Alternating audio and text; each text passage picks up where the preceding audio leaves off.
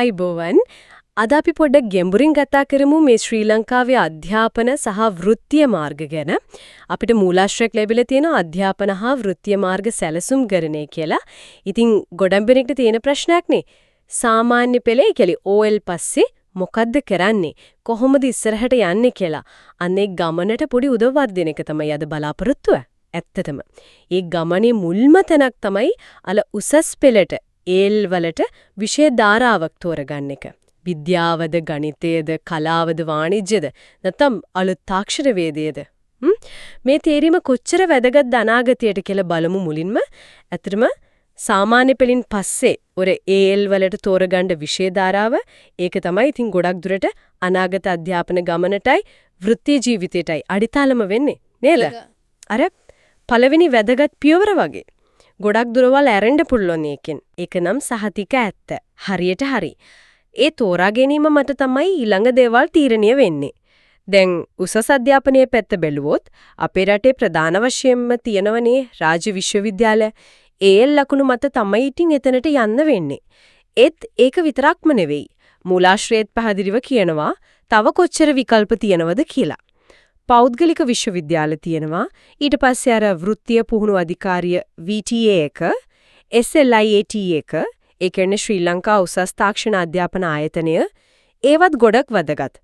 ඊට අමතරව ගුරු අභ්‍යාස විද්‍යාල තියෙනවා, හෙද පුහුණු පාසල්, ඔය වගේ විශේෂිත ක්ෂේත්‍රවලට යොමු වෙන්නත් පුළුවන්.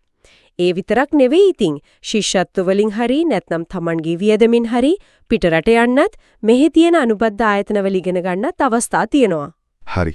ඒ කියන්නේ ඇත්තටම හිතනවට වඩා විකල්ප තියෙනවා රාජ්‍ය විශ්වවිද්‍යාලයකටම යන්න බැරි වුණා කියලා අධ්‍යාපන ගමන එතනින් නතර වෙන්නේ නැහැ කියන එක නේද? එතකොට මේ ආයතන හරහා කරන්න පුණන් පාඨමාලා ගාලා මොනවද මූලාශ්‍රය කියන්නේ? විවිධ ක්ෂේත්‍ර ආවරණය වෙනවද? ඕ විවිධත්වය නම් ගොඩක් වැඩි. දැන් බලන්න තාක්ෂණික ඩිප්ලෝමා තියෙනවා, HND වගේ උසස් ඩිප්ලෝමා තියෙනවා, ඉංජිනේරු තාක්ෂණය, කෘෂිකර්මය, IT කියන්නේ තොරතුරු තාක්ෂණය, බිස්නස් පැත්ත, ගිණුම්කරණය, tourism, health care, teaching training මේ වගේ ගොඩක් ක්ෂේත්‍ර තියෙනවා. මෙතන වැදගත්ම කාරණය තමයි මේ හැම පාරකින්ම වගේ යම්කිසි වෘත්තීය සුදුසුකමක් ලැබෙනවා. එහෙම නැත්නම් තවත් ඉහළට ඉගෙන ගන්න පාරක් හැදෙනවා. සමහර පාඨමාලා තියෙනවා කෙලින්ම ජොබ් මාකට් එකට ගැළපෙන විදිහට හදපු.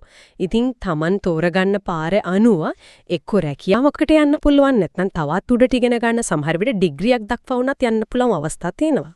හරි. විකල්ප තියෙනවා, පාඨමාලා තියෙනවා. හැබැයි ඉතින් මෙච්චර දේවල් අතරින් Tamanට හරි මේක. අනාගතයේද ගැළපෙන එක හොයාගන්නේ කොහොමද? ඒක ලොකු ප්‍රශ්නයක් නේ. මූලාශ්‍රයේ මොකක් හරි මඟ පෙන්වීමක් තියනවාද ඒකට?